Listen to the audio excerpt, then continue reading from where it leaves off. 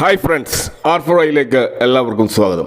കഴിഞ്ഞ ആഴ്ചയിലെ market artificial intelligence നയിച്ച ആശങ്കകൾ കാരണം ടെക്നോളജി സ്റ്റോക്കുകളിൽ ഉണ്ടായിട്ടുള്ള ആ ഒരു സെൽ ഓഫ്, അത് കാരണം ഓവറോൾ നെഗറ്റീവിലാണ് മാർക്കറ്റ് ക്ലോസ് ചെയ്തത്. എന്നാൽ നമ്മൾ വിവിധ ബ്രോഡ് മാർക്കറ്റിൻ്റെ ഒരു പെർഫോമൻസ് നോക്കിക്കഴിഞ്ഞാൽ അതൊരു മിക്സഡ് ആയിട്ടുള്ള പ്രകടനമായിരുന്നു എന്ന് നമുക്ക് മനസ്സിലാക്കാൻ കഴിയും. ഇപ്പോൾ ലാസ്റ്റ് വീക്കിൻ്റെ ഒരു പെർഫോമൻസ് നോക്കിക്കഴിഞ്ഞാൽ നിഫ്റ്റി 50, അതുപോലെ നിഫ്റ്റി നെക്സ്റ്റ് 50, അതുപോലെ ഒരു പരിധിവരെ മിഡ് ക്യാപ്പ് 150 നെഗറ്റീവിലാണ് ക്ലോസ് ചെയ്തത്. പക്ഷേ സ്മോൾ ക്യാപ്പും മൈക്രോ ക്യാപ്പും പോസിറ്റീവിലാണ് ക്ലോസ് ചെയ്തത്. അപ്പോൾ ഇൻഡെക്സ് ലെവലിൽ ഉണ്ടായിട്ടുള്ള ഒരു സെൽ ഓഫാണ് മൊത്തത്തിൽ മാർക്കറ്റിനെ ഡൗൺ ആക്കിയത്. അപ്പോൾ അവിടെ FIIസിൻ്റെ സെല്ലിംഗ് ആണ് അതിന് പ്രധാനപ്പെട്ട ഒരു കാരണം എന്ന് മനസ്സിലാക്കാം. അതുപോലെ സെക്ടർ വൈസ് നമ്മൾ നോക്കിക്കഴിഞ്ഞാൽ ഏകദേശം 5ഓളം സെക്ടറുകൾ ഇത്ര വലിയൊരു സെൽ ഓഫ് ഉണ്ടായിട്ടും പോസിറ്റീവിലാണ് ക്ലോസ് ചെയ്തത്. അപ്പോൾ അതിൽ ഏറ്റവും പോസിറ്റീവായിട്ട് നിന്നത് നിഫ്റ്റി മീഡിയയാണ്. നമുക്കറിയാം മീഡിയ എന്ന് പറയുന്നത് നിഫ്റ്റിയിൽ അത്ര വലിയ വെയിറ്റേജ് ഇല്ലാത്ത ഒരു സെഗ്മെൻ്റ് ആയതുകൊണ്ട് തന്നെ അപ്രധാനമായിട്ടുള്ളൊരു ഇൻഡെക്സ് ആണ്. എന്നാൽ നിഫ്റ്റി PSU ബാങ്ക്, അതുപോലെ Nifty auto, Nifty pharma, Nifty bank ഇതൊക്കെ പോസിറ്റീവിലായിരുന്നു കഴിഞ്ഞ ആഴ്ച ക്ലോസ് ചെയ്തത്.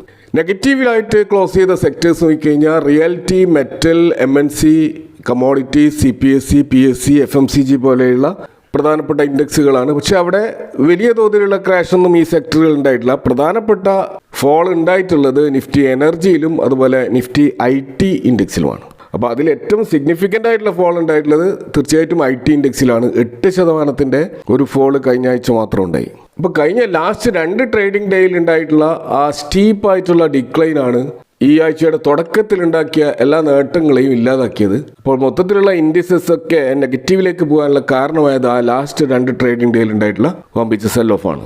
ഇവിടെ നമുക്ക് FIIസിൻ്റെ ഒരു ഡാറ്റ പരിശോധിച്ചാൽ കാണാൻ കഴിയും അവർ തുടർച്ചയായ 5 ട്രേഡിംഗ് സെഷനിൽ നെറ്റ് ബയേഴ്സ് ആയിരുന്നു. എന്നാൽ ലാസ്റ്റ് ഫ്രൈഡേ അവർ 7000 കോടിയുടെ ഒരു ഹെവി സെല്ലിംഗ് ആണ് നടത്തിയത്. കഴിഞ്ഞ ആഴ്ച മാർക്കറ്റിനെ ഈ രീതിയിൽ നെഗറ്റീവ് ആക്കിയത് ഈ 7000 കോടിയുടെ FII സെല്ലിംഗ് ആണെന്ന് മനസ്സിലാക്കാം. ഈ ഫെബ്രുവരി മാസം നെറ്റ് ബയേഴ്സ് എന്ന പൊസിഷനിൽ നിന്ന് ഫൈനലായിട്ട് ഇപ്പോൾ നമ്മൾ കാണുന്നത് അവർ വീണ്ടും നെറ്റ് സെല്ലേഴ്സ് ആയിട്ട് മാറിയതായിട്ടാണ്. അതായത് 1373 കോടിയുടെ ഒരു നെറ്റ് സെല്ലിംഗ് ആണ് ഓവറോൾ ഫെബ്രുവരി മാസം നമുക്ക് FIIസിൻ്റെ സെല്ലിംഗ് ഡാറ്റയിൽ കാണുന്നത്. ഇതുമായിട്ട് കണക്ട് ചെയ്ത് മറ്റൊരു കാര്യം നമ്മൾ കാണേണ്ടത് ഇന്ത്യൻ റുപ്പിയുടെ ഒരു പെർഫോമൻസ് ആണ്. കാരണം ഫെബ്രുവരി 3-ാം തീയതി ഇന്ത്യ-US ട്രേഡ് ഡീൽ വരുമെന്നുള്ള ഒരു പ്രഖ്യാപനം വന്നതിന് ശേഷം ഇന്ത്യൻ റുപ്പി കുറച്ച് ശക്തി പ്രാപിച്ചിരുന്നു. കാരണം 91-ന് മുകളിൽ ട്രേഡ് ചെയ്തുകൊണ്ടേയിരുന്ന ഇന്ത്യൻ റുപ്പി ഡോളറിനെതിരെ 90-ലേക്ക് ആ ഒരു ലെവലിലേക്ക് താഴേക്ക് വന്നിരുന്നു. എന്നാൽ അത് 2 ദിവസം മാത്രമേ നീണ്ടു നിന്നുള്ളൂ. പിന്നീട് നമ്മൾ കാണുന്നത് തുടർച്ചയായ കഴിഞ്ഞ 6 ട്രേഡിംഗ് സെഷനിൽ അത് 90.5-ന് മുകളിൽ തന്നെ നിലയുറപ്പിച്ചതായിട്ടാണ് കാണുന്നത്. അപ്പോൾ ഈ റുപ്പിയിൽ പ്രതീക്ഷിച്ച ഒരു റിക്കവറി ഇല്ലാതിരുന്നതും FIIസിൻ്റെ സെല്ലിങ്ങിന് ഒരു കാരണമാണ്.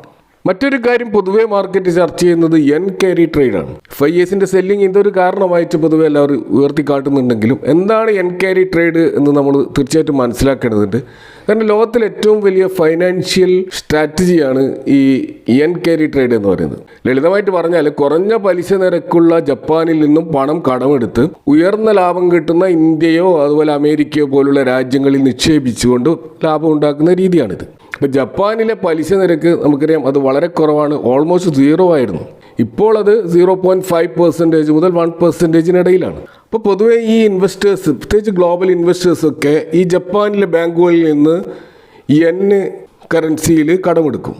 അതിനുശേഷം അത് ഡോളറോ രൂപയോ ആക്കി മാറ്റി അമേരിക്കൻ ബോണ്ടുകളിലോ ഇന്ത്യൻ ഓഹരി വിപണിയിലൊക്കെ നിക്ഷേപിക്കുന്നു. അപ്പോൾ ജപ്പാനിൽ കൊടുക്കേണ്ട ആ ഒരു ചെറിയ നെഗ്ലിജിബിൾ ആയിട്ടുള്ള പലിശയും ഇന്ത്യയിലോ അതുപോലെ US മാർക്കറ്റിലോ കിട്ടുന്ന ആ വലിയ ലാഭവും തമ്മിലുള്ള ആ ഒരു വ്യത്യാസമാണ് ഇവിടെ ഇൻവെസ്റ്റേഴ്സിൻ്റെ ലാഭം. എന്നാൽ ഇപ്പോൾ വന്നിട്ടുള്ള ഒരു മാറ്റം, ജപ്പാൻ അവരുടെ പലിശ നിരക്ക് വർദ്ധിപ്പിക്കാൻ തീരുമാനിച്ചു എന്നുള്ളതാണ്. അപ്പോൾ അത് 0.75 മുതൽ 1%-ലേക്ക് മാറിക്കൊണ്ടിരിക്കുകയാണ്. അപ്പോൾ അതുകൊണ്ട് തന്നെ പലിശ കൂടുകയാണെങ്കിൽ കടമെടുത്തവരെ സംബന്ധിച്ചിടത്തോളം അത് ലാഭകരമല്ലാത്തൊരിടപാടായി മാറും. അപ്പോൾ സ്വാഭാവികമായിട്ടും അവർ ഇന്ത്യയിലെയും US-ലെയും ഓഹരികൾ വിറ്റിട്ട് പണം തിരികെ ജപ്പാനിലേക്ക് കൊണ്ടുപോകാൻ നിർബന്ധിതരാകും. അപ്പോൾ ഈ ഒരു ട്രാൻസിഷൻ സ്റ്റേജ് ഇപ്പോൾ നടന്നുകൊണ്ടിരിക്കുന്നുണ്ട്. ഇത് എത്ര കാലം തുടരും എന്നത് ജപ്പാൻ്റെ ആ പലിശ നിരക്കുകളുടെ ആ ഒരു മൊമെൻ്റം എത്രമാത്രം അത് വർദ്ധിക്കുന്നു എന്നതിൻ്റെ അടിസ്ഥാനത്തിലും അതുപോലെ ആഗോള സാഹചര്യങ്ങളുടെയൊക്കെ അടിസ്ഥാനത്തിലായിരിക്കും. ഇപ്പം നിലവിലുള്ള ഒരു റിപ്പോർട്ടുകൾ പ്രകാരം ഈ ഒരു പ്രതിഭാസം ഏകദേശം ഈ 2026 പകുതിയാകുമ്പോഴത്തേക്കും കുറയാനാണ് സാധ്യത.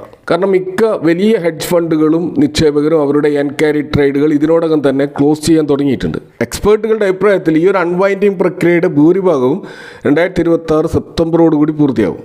അപ്പോൾ ഈ ജപ്പാൻ്റെ യെന്നിൻ്റെ ആ ഒരു മൂല്യം അത് ഡോളറിനെതിരെ ഒരു സ്ഥിരത കൈവരിക്കേണ്ടതുണ്ട്. അപ്പോൾ US പലിശ നിരക്കുകൾ കുറയുന്നതും ജപ്പാനിലെ പലിശ നിരക്ക് കൂടുന്നതും തമ്മിലുള്ള ആ ഒരു അന്തരം അത് കുറഞ്ഞിട്ട് ഒരു ബാലൻസിങ് ലെവലിൽ എത്തുമ്പോഴായിരിക്കും ഈ ഒരു എൻ ക്യാരി ട്രേഡിൻ്റെ ഭീഷണി അവസാനിക്കുക. അപ്പോൾ ഈ ജപ്പാനിലെ ഈ ഒരു മാറ്റങ്ങൾ കാരണം ഇന്ത്യയിൽ നിന്ന് അഥവാ ചെറിയൊരു എമൗണ്ട് പണം പുറത്തേക്ക് പോകുന്നുണ്ടെങ്കിൽ അടിസ്ഥാനപരമായിട്ട് അതൊരു പെർമനൻ്റ് എഫക്റ്റ് അല്ല, കാരണം അതൊരു ട്രാൻസിഷൻ സ്റ്റേജാണ്. അപ്പം അതുകൊണ്ട് തന്നെ ഇത്തരത്തിലുള്ള ഒരു ഇടിവ് ഒരു അവസരമായിട്ടാണ് പല നിക്ഷേപകരും കാണുന്നത്. ഇനി നമ്മൾ പൊതുവേ സ്റ്റോക്ക് മാർക്കറ്റൊക്കെ താഴോട്ടേക്ക് വരുമ്പോൾ എല്ലാവരും സേഫ് ഹെവൺ എന്ന് കരുതുന്ന ഗോൾഡ് ആൻഡ് സിൽവറിൻ്റെ ഒരു പെർഫോമൻസിലേക്ക് വന്നാൽ കഴിഞ്ഞ ആഴ്ചകളിൽ അവിടെ ഒരു കൺസോളിഡേഷൻ ഫേസിലൂടെയാണ് ഗോൾഡും സിൽവറും കടന്നുപോയത്. കാരണം അവിടെ പ്രോഫിറ്റ് ബുക്കിങ്ങും ബൈ ഓൺ ഡിപ്സുമാണ് ഇപ്പോൾ നടക്കുന്നത്. അപ്പോൾ വോളറ്റിലിറ്റി കുറേയൊക്കെ അണ്ടർ കൺട്രോൾഡ് ആയിട്ടുണ്ട്. അപ്പോൾ സേഫ് ഹെവൺ എന്ന് കരുതുന്ന ഈ പ്രീഷ്യസ് മെറ്റൽസിൽ ഇത്ര വലിയ ചാഞ്ചാട്ടം നടക്കുന്നത് തീർച്ചയായിട്ടും ഇൻവെസ്റ്റേഴ്സിനെ സംബന്ധിച്ചിടത്തോളം അത്ര നല്ല കാര്യമല്ല. ഇപ്പോൾ കഴിഞ്ഞ ആഴ്ചയിൽ നമ്മുടെ ഗോൾഡ് ETF-ൻ്റെയും സിൽവർ ETF-ൻ്റെയും ഒരു പെർഫോമൻസ് പോയി കഴിഞ്ഞാൽ കഴിഞ്ഞ ലാസ്റ്റ് 5 ഡേയ്സിൽ 1.38% ആണ് ഗോൾഡ് പീസ് താഴോട്ടേക്ക് വന്നത്. അതുപോലെ സിൽവർ ETF ഏകദേശം 4.25% താഴോട്ടേക്ക് വന്നിരുന്നു. ഇപ്പോൾ യഥാർത്ഥത്തിൽ ഇത് അത്ര നല്ലൊരു പ്രവണതയല്ല. കാരണം ഒരു സേഫ് ആയിട്ടുള്ള സെക്യൂർ ആയിട്ടുള്ള ഒരു ഇൻവെസ്റ്റ്മെൻറ്റ് എന്ന രീതിയിൽ നിക്ഷേപകർ ഇതിനെ സമീപിക്കുമ്പോൾ അവിടെ നിക്ഷേപകരെ കൂടുതൽ നഷ്ടത്തിലേക്ക് തള്ളിവിടുന്ന രീതിയിലുള്ള ട്രേഡാണ് ഈ രണ്ട് ഇൻസ്ട്രുമെൻറ്റുകളിൽ നടക്കുന്നത്. അപ്പോൾ അതുകൊണ്ട് തന്നെ ഇവിടെ കൂടുതൽ സുരക്ഷിതത്വം കൃത്യമായ വിലയും ഉറപ്പാക്കാൻ ലക്ഷ്യമിട്ടുള്ള ചില പരിഷ്കാരങ്ങൾ കുറിച്ച് സെബി ആലോചിക്കുന്നുണ്ട്. ഈയിടെ പുറത്തിറങ്ങിയിട്ടുള്ള ഒരു കൺസൾട്ടേഷൻ പേപ്പറിൽ ഇത്തരം നിർദ്ദേശങ്ങളുണ്ടെന്നാണ് നമുക്ക് മീഡിയ റിപ്പോർട്ടിൽ കാണാൻ കഴിയുന്നത്. അപ്പോൾ ഈ സിൽവറിൻ്റെയും ഗോൾഡിൻ്റെയും വിലയിലുണ്ടാകുന്ന വലിയ മാറ്റങ്ങൾ അത് ഈ നിക്ഷേപകർക്ക് ഉണ്ടാകുന്ന നഷ്ടം അതിൻ്റെ ഒരു കൗതുകകരമായ കാര്യം അന്താരാഷ്ട്ര മാർക്കറ്റുള്ള വിലയും ഇന്ത്യയിലെ ഈ ETF-ൻ്റെ ട്രേഡും തമ്മിൽ ഒരു ബന്ധവുമില്ല എന്നുള്ളതാണ്. അപ്പോൾ അത് തമ്മിലൊരു ബന്ധം ഉണ്ടാകേണ്ടതുണ്ട്, അവിടെ ഒരു പൊരുത്തപ്പെടൽ ഉണ്ടാകേണ്ടതുണ്ട്. അപ്പോൾ അതുകൊണ്ട് തന്നെ ഇവിടെ സെബി വളരെ ഗൗരവമായിട്ട് ഒരു പ്രൈസ് ബാൻഡിനെ കുറിച്ച് റിവൈസ് ചെയ്തുകൊണ്ടേയിരിക്കുകയാണ്. നിലവിൽ ETF-കൾക്ക് നിശ്ചയിച്ചുള്ള 20% എന്നുള്ള ഫിക്സഡ് പ്രൈസ് ബാൻഡിന് പകരം കുറച്ചുകൂടി ഡൈനാമിക് ആയിട്ടുള്ള രീതിയിലുള്ള ഒരു പ്രൈസ് ബാൻഡാണ് സെബി നിർദ്ദേശിക്കുന്നത്. അതായത് തുടക്കത്തിൽ 6% പ്രൈസ് ഉയരുമ്പോൾ ഒരു 15 മിനിറ്റ് ഈ ട്രേഡ് നിർത്തിവെക്കാനാണ് സെബി ആലോചിക്കുന്നത്. അപ്പോൾ അത്തരത്തിൽ നിർത്തിവെക്കുമ്പോൾ നിക്ഷേപകർക്ക് കുറച്ചുകൂടി ഈ മാറ്റങ്ങളെക്കുറിച്ചൊന്ന് വിലയിരുത്താൻ ഒരു സമയം കിട്ടും. അപ്പോൾ പിന്നീട് ആവശ്യമാണെങ്കിൽ വീണ്ടും 3% സർക്യൂട്ട് തുറന്നു കൊടുത്തുകൊണ്ട് ട്രേഡ് അനുവദിക്കുകയും ഇങ്ങനെ 3% വർദ്ധിപ്പിച്ച് 20% എന്നുള്ള ലെവലിലേക്ക് എത്തിക്കുക എന്നുള്ളതാണ് സെബിയുടെ ഒരു നിർദ്ദേശം. ഇതുകൂടാതെ നിലവിൽ ഈ ബേസ് പ്രൈസ് കണക്കാക്കുന്നത് അതായത് INAV കണക്കാക്കുന്നത് T-2 അതായത് ട്രേഡിംഗ് ഡേക്ക് 2 ദിവസം മുമ്പുള്ള NAV ആണ്. എന്നാൽ വിപണിയിലെ മാറ്റങ്ങളനുസരിച്ച് ഒരു ദിവസം മുമ്പേയുള്ള ക്ലോസിംഗ് NAV അടിസ്ഥാനമാക്കിയിട്ട് ഇതിൻ്റെ വില നിശ്ചയിക്കാനാണ് സെബി നിർദ്ദേശിക്കുന്നത്. അപ്പോൾ അങ്ങനെയാകുമ്പോൾ INAV-യും അതായത് ഇൻഡിക്കേറ്റീവ് NAV അതായത് നമുക്ക് ഈ ETF-കളുടെ സൈറ്റുകളിൽ പോയി കഴിഞ്ഞാൽ കൃത്യമായിട്ടുള്ള NAV കിട്ടും. അതും ഈ ഗോൾഡ് ETF-ൻ്റെ മാർക്കറ്റിൽ ട്രേഡ് ചെയ്യുന്ന പ്രൈസും തമ്മിലുള്ള ആ ഒരു വ്യത്യാസം വളരെ പലപ്പോഴും വലിയ തോതിലുള്ള വ്യത്യാസമാണ് കാണുന്നത്. അപ്പോൾ അത് കുറച്ചു കൊണ്ടുവരേണ്ടത് പ്രധാനപ്പെട്ടതാണ്. അപ്പോൾ ഇവിടെയാണ് ഇത്തരത്തിലുള്ള പരിഷ്കാരങ്ങൾ സെബി കൊണ്ടുവരാൻ ശ്രമിക്കുന്നത്. ഇതുകൂടാതെ ഗ്ലോബൽ മാർക്കറ്റിലെ ഗോൾഡിൻ്റെ റേറ്റ് മാറ്റങ്ങൾ കണക്കിലെടുത്തുകൊണ്ട് ഇന്ത്യൻ വിപണി തുറക്കുന്നതിന് മുമ്പേ അതായത് ആ പ്രീ ഓപ്പൺ സെഷനിൽ ഈ ഗോൾഡ് ആൻഡ് സിൽവർ ETF-കൾക്കായിട്ട് ഒരു പ്രത്യേക പ്രീ ഓപ്പൺ സെഷൻ ഏർപ്പെടുത്താനും സെബി ആലോചിക്കുന്നുണ്ട്. അപ്പോൾ ഇത്തരത്തിലുള്ള ചേഞ്ചസ് വരികയാണെങ്കിൽ ഈ ഗോൾഡ് ആൻഡ് സിൽവറിലുള്ള ഈ പമ്പിച്ച വോളറ്റിലിറ്റി ഒഴിവാക്കാൻ കഴിയുമെന്നാണ് സെബി കരുതുന്നത്. ഇനി നമ്മൾ മാർക്കറ്റിൻ്റെ പൊതുവായിട്ടുള്ള ഒരു സിനാരിയോ പരിശോധിച്ചാൽ എല്ലാ ഭാഗത്തു നിന്നും നമ്മൾ വീഡിയോസ് ആയാലും അല്ലെങ്കിൽ വാർത്തകളായാലും എല്ലാവിടെയും മാർക്കറ്റ് ക്രാഷ് എന്നുള്ള പദം തുടർച്ചയായിട്ട് ഉപയോഗിക്കുന്നതാണ്. എന്നാൽ ക്രാഷ് എന്നുള്ള പദം നമ്മൾ പൊതുവെ ഉപയോഗിക്കേണ്ടത് ഒരു 20% കൂടുതലായിട്ടുള്ള ഒരു ഇടിവ് ഒരു ദിവസം സംഭവിക്കുമ്പോഴാണ് നമ്മളതിനെ മാർക്കറ്റ് ക്രാഷ് എന്ന് വിളിക്കുന്നത്. ഇത് വളരെ പെട്ടെന്നുണ്ടാകുന്ന ഒന്നാണ്. എന്നാൽ മാസങ്ങളോളം സമയമെടുത്തുകൊണ്ട് ഇത്തരത്തിലൊരു 20% മാർക്കറ്റ് താഴോട്ടേക്ക് പോകുമ്പോൾ നമ്മളതിനെ ബിയർ മാർക്കറ്റ് എന്നാണ് വിളിക്കുക.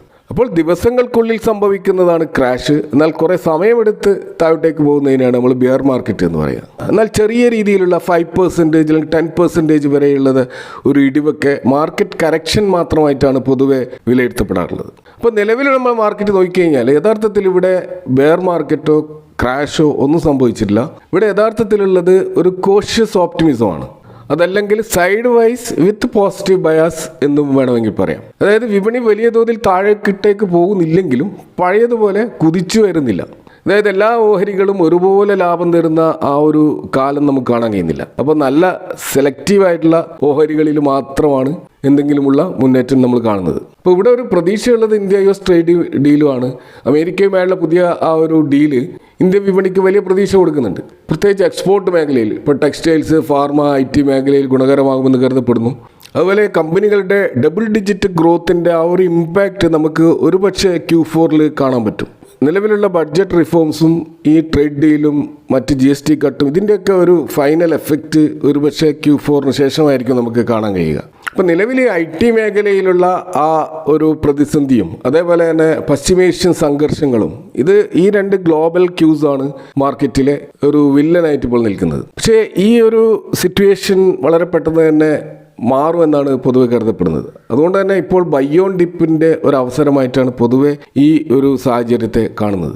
ഇനി നമ്മൾ നെക്സ്റ്റ് വീക്ക് മാർക്കറ്റിനെ സ്വാധീനിക്കാൻ സാധ്യതയുള്ള ചില ഇവൻറ്റുകളിലേക്ക് വന്നു കഴിഞ്ഞാൽ, ഇപ്പോൾ US ഫെഡ് മിനിറ്റ്സിൻ്റെ റിലീസ് നെക്സ്റ്റ് വീക്ക് നടക്കും. അതായത് കഴിഞ്ഞ ലേറ്റസ്റ്റ് ആയിട്ടുള്ള US ഫെഡ് റിസർവിൻ്റെ ആ ഒരു പോളിസി മീറ്റിങ്ങിൽ അവർ റേറ്റ് കട്ട് വേണ്ടാന്ന് തീരുമാനിച്ചിരുന്നു. അപ്പോൾ ആ സമയത്ത് നടന്നിട്ടുള്ള കംപ്ലീറ്റ് ചർച്ചകളുടെ ഒരു മിനിറ്റ്സ് ആണ് പുറത്തു വരിക.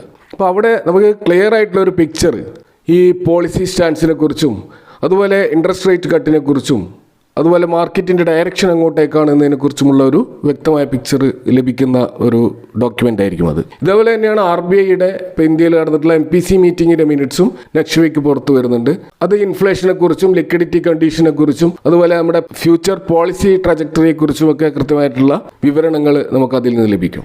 എങ്കിലും പ്രധാനപ്പെട്ട ഒരു കാര്യം നെക്സ്റ്റ് വീക്ക് നമ്മൾ തീർച്ചയായിട്ടും വാച്ച് ചെയ്യേണ്ടത് IT സ്റ്റോക്കുകൾ അതിൻ്റെ നിലവിലുള്ള ആ ഒരു ഡൗൺ ട്രെൻഡ് അത് ഒരു സ്റ്റെബിലൈസ് ചെയ്യപ്പെടുമോ ഇല്ലയോ എന്നുള്ളതാണ്. ഇപ്പോൾ ലാസ്റ്റ് ട്രേഡിങ്ങിൽ നമ്മൾ കണ്ടത് വലിയ IT സ്റ്റോക്കുകളിലൊക്കെ തുടക്കത്തിൽ വലിയ ഒരു ഫോൾ ഉണ്ടായിട്ടുണ്ടെങ്കിലും പിന്നീട് അവിടെ ആ ഒരു ബൈ ഓൺ ഡിപ്പിൻ്റെ അടിസ്ഥാനത്തിലുള്ള ഒരു ബൈങ്, ഒരു വാല്യൂ ബൈങ് അവിടെ നടന്നതായിട്ട് നമ്മൾ കാണുന്നുണ്ട്. അപ്പോൾ അതുകൊണ്ട് തന്നെ ഈ നിലവിലുള്ള അവസ്ഥയിൽ ഈ IT സ്റ്റോക്കുകളിൽ ഒരു സ്റ്റെബിലിറ്റി വരുമോ എന്നുള്ളതാണ് എല്ലാവരും നെക്സ്റ്റ് വീക്ക് ഉറ്റുനോക്കുന്നത്.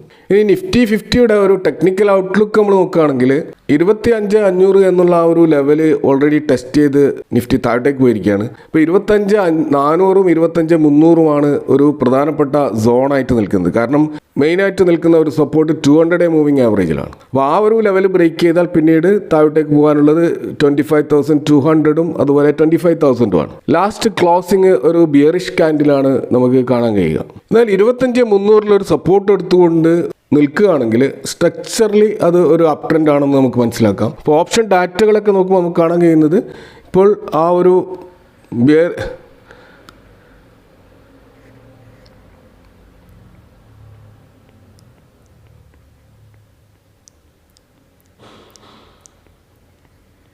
പുതിയ ഫ്രഷ് ബിൽഡപ്പ് ഈ ലോവർ ലെവലിലാണ് കാണുന്നത്. ഇപ്പോൾ 25,200, 25,700 എന്നുള്ള ഒരു റേഞ്ചിലാണ് നമുക്ക് ഈ ഓപ്ഷൻ ഡാറ്റകളുടെ ഒരു സ്ട്രെങ്ത് കാണുന്നത്. ഇനി നമ്മൾ IPO മാർക്കറ്റിലേക്ക് വന്നു കഴിഞ്ഞാൽ നിലവിൽ 2 IPOകൾ ലിസ്റ്റ് ചെയ്യാൻ ബാക്കിയുണ്ട്. അതിൻ്റെ IPO ഡേറ്റ് ഓൾറെഡി ക്ലോസ് ചെയ്തിരിക്കുകയാണ്. അതിലൊന്ന് ഇന്ത്യയുടെ ആദ്യത്തെ AI റിലേറ്റഡ് സ്റ്റോക്ക് എന്ന രീതിയിൽ വന്നിട്ടുള്ള ഫ്രാക്റ്റൽ അനാലിറ്റിക്സിൻ്റെ IPO ആണ്. പക്ഷേ നമ്മൾ കാണുന്നത് ഈ IPOക്ക് വളരെ പുവർ ആയിട്ടുള്ള റെസ്പോൺസാണ്. അതേപോലെ തന്നെ ഇതിൻ്റെ കൂടെ വന്നിട്ടുള്ള IA ഫിനാൻസിൻ്റെ IPOയും മാർക്കറ്റിൽ ഒരു പുവർ റെസ്പോൺസാണ് കാണുന്നത്. അതിൻ്റെ ഗ്രേ മാർക്കറ്റ് പ്രീമിയം പരിശോധിച്ചാൽ രണ്ടും ലോസിലായിരിക്കും ലിസ്റ്റ് ചെയ്യുക എന്നാണ് കാണാൻ കഴിയുക. എന്നാൽ ലിസ്റ്റിംഗ് ഡേ ആയിട്ടുള്ള മൺഡേ, അതായത് ഫെബ്രുവരി 16-നാണ് 2 സ്റ്റോക്കുകൾ ലിസ്റ്റ് ചെയ്യുന്നത്. അന്ന് ഏതെങ്കിലും വിധത്തിലുള്ള മാജിക്ക് മാർക്കറ്റിൽ നടക്കുകയാണെങ്കിൽ ഒരു പക്ഷേ ലിസ്റ്റിംഗ് ഗെയിൻ ഉണ്ടായേക്കാം. എന്നാൽ നിലവിലുള്ള GMP സൂചിപ്പിക്കുന്നത് അവിടെ നോ ലിസ്റ്റിംഗ് ഗെയിൻ എന്നാണ്. ഇതുകൂടാതെ 2 പുതിയ IPOകൾ മാർക്കറ്റിൽ നെക്സ്റ്റ് വീക്ക് ഓപ്പൺ ആക്കുന്നതായിട്ട് കാണാം. അത് ഒന്ന് PNGS റേവ ഡയമണ്ട് ജ്വല്ലറിയും അതുപോലെ ഗോഡിയം IVF വിമൺ ഹെൽത്ത് എന്ന് പറയുന്ന 2 കമ്പനികളുടെ IPO ആണ്. എന്നാൽ ഇതിൻ്റെ പൂർണ്ണമായ വിവരങ്ങൾ ഇനിയും അവർ പബ്ലിഷ് ചെയ്തിട്ടില്ല. എങ്കിൽ 20-ാം തീയതിയാണ് ഈ IVF വുമൺ ഹെൽത്തിൻ്റെ IPO ഓപ്പൺ ആകുന്നത്. 24-ാം തീയതിയാണ് റേവ ഡയമണ്ട് ജ്വല്ലറിയുടെ IPO ഓപ്പൺ ആകുന്നത്. അപ്പോൾ ഇതൊക്കെയാണ് മൊത്തത്തിൽ നെക്സ്റ്റ് വീക്ക് മാർക്കറ്റിനെ കുറിച്ച് ഇവിടെ പറയാനുള്ളത്. ഈ വിഷയങ്ങളുമായി ബന്ധപ്പെട്ട നിങ്ങളുടെ അഭിപ്രായങ്ങൾ കമൻറ്റുകൾ അറിയിക്കുക. Thank for watching. See you next time with another video.